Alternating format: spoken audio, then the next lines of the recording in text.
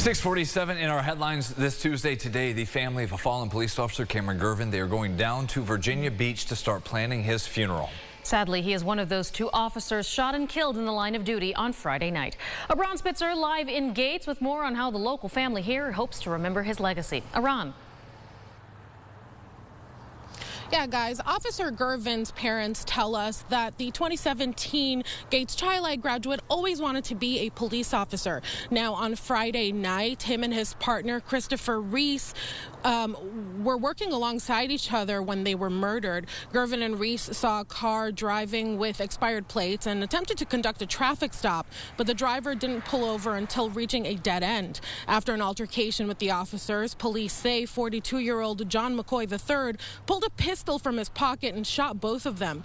In the middle of the night Saturday is when Barbara and Arthur got the phone call a parent never wants to get.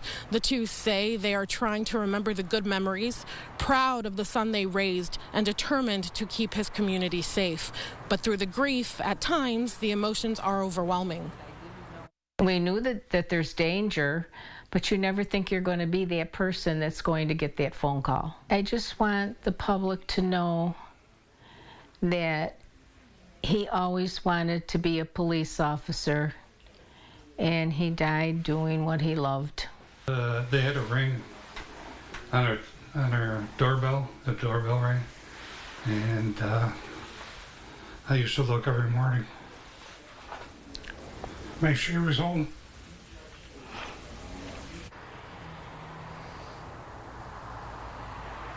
Arthur and Barbara say that the strength and support they're receiving from law enforcement is helpful, and authorities say that the two were heroes and they will be remembered as such. Gervin leaves behind a wife who is expecting their first child, and the family does have a GoFundMe page if you'd like to support. As of last check, they've raised nearly $70,000. For now, reporting, Aron Spitzer, News 8. All right, thank you for that update, Aron. In other headlines, correction officers at state-run prisons all over New York are expected to continue their ongoing strike today. The mediation talks trying to find a resolution between the state and officers started Monday, a week after the strikes began. The officers are protesting what they consider unsafe working conditions, citing low staffing, mandatory OT that sometimes leads to full-day shifts, 24 hours. Of course, the CO's not the only ones who work in a prison. The Public Employees Federation represents about 5,000 others serving as teachers, nurses, parole officers. The union says some of the nurses have been asked to complete tasks that are typically outside their normal jobs, and that's prompting concerns about their safety. We've had instances where nurses were told that they should escort male inmates, female nurses, to showers. Not that they're going to watch them take a shower, but bring them to the shower area in a maximum security jail. Their union signed an agreement with the state Sunday guaranteeing civilian staff will not be assigned to any security duties. Legal action still on the table, they say, if the agreement is not fully followed. And the National Guard, as we reported, did come in last week to temporarily staff prisons until the strikes are done. Meanwhile, Governor Hochul proposes new investments in the state's prison system. She submitted amendments to her budget plan last week, calling for an additional $1.5 million in employee compensation for correction officers.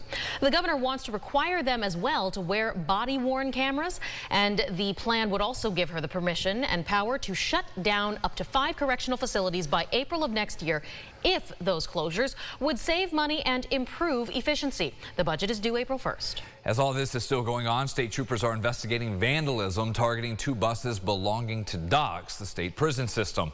One had a message on it saying, "Can you hear us now?" spray painted right there on the side, as you see. A second bus was damaged in a fire. The buses were parked in a storage lot in Cayuga County. They are owned by a company that is contracted to do work on behalf of the state.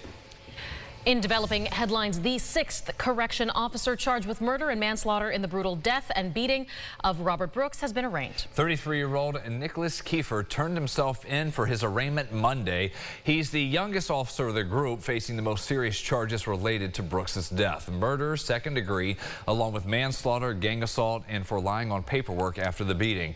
Kiefer, like all of his CO defendants, avoided jail after posting $500,000 bond. Brooks' beating was recorded on the body-worn cameras the officers had in December, and the video showed several of them choking, kicking, and punching the handcuffed inmate from Greece. late last year. The autopsy did find Brooks' death a homicide. Even though Kiefer was arraigned 4 days after the 9 other co-defendants, their court schedules are now synced up. They will move forward as one. The whole group scheduled back in court March 31st. We've included all of the defendants in one indictment, so our hope and expectation is that we will have one trial. There obviously will be motions to sever potentially, but we will contest based off of the allegations and the circumstances. We are looking and hopefully going to be successful in having one trial for all defendants. If and when that happens, the special prosecutor from Central New York, Bill Fitzpatrick, says his ethical obligation is to attempt plea negotiations first. A mother and her 10-year-old child are recovering after they were hit in Greece by a school bus. That bus dropped the child off near California Drive yesterday afternoon around 4. Officers say when the two were hit, the child got pinned under the bus and dragged down the road. Police say it seems though the driver did not see the parent and child once the child was dropped off.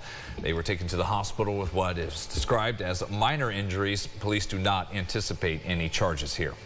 In Rochester, a young dirt bike rider is hospitalized and in critical condition after police say that he hit a van. It happened near North Clinton Avenue and Avenue D around 3:30 in the afternoon Monday.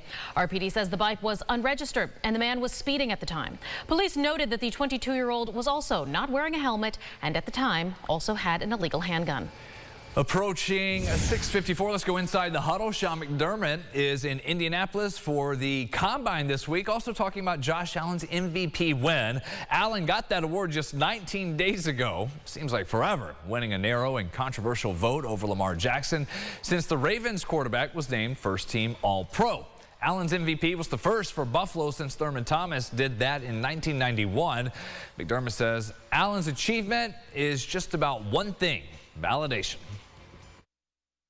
It validates everything that he's been doing for years. It validates his leadership this year, the way he's played on the field this season, the way he's matured off the field, on the field, his decision-making and how that's improved. So all these areas that were perceived, call it gaps, Josh has answered those gaps and he's closed those gaps. And when you do that at the level that he did it at on a consistent basis, the result was the MVP. He also talked about changes with the coaching staff, primarily the change at special teams coordinator. After the season ended, McDermott said Matthew Smiley would stay, but McDermott also had the caveat, said he wanted to take some time to fully evaluate the position. Smiley got fired when this was said and done. Instead, the Bills added a veteran coordinator, Chris Tabor, a coach McDermott says he's followed for a while, just like when he added the offensive line coach, Aaron Cromer. McDermott primarily wanted this new job primarily to add one thing.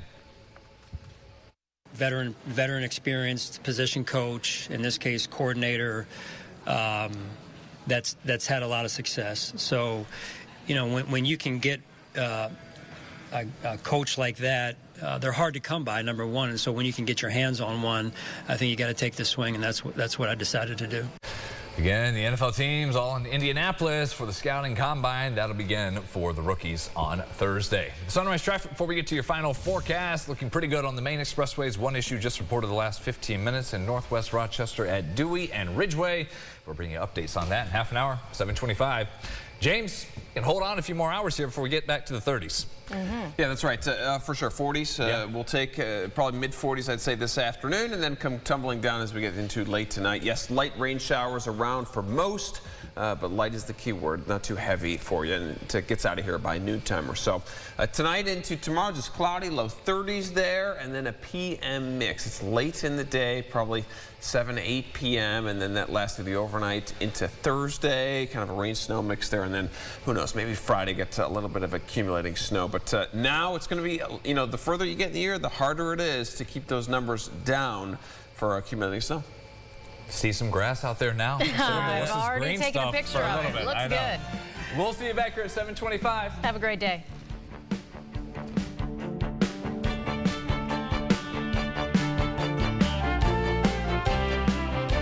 Follow News 8 wherever you are on RochesterFirst.com, Facebook, X, and on our app for news and weather.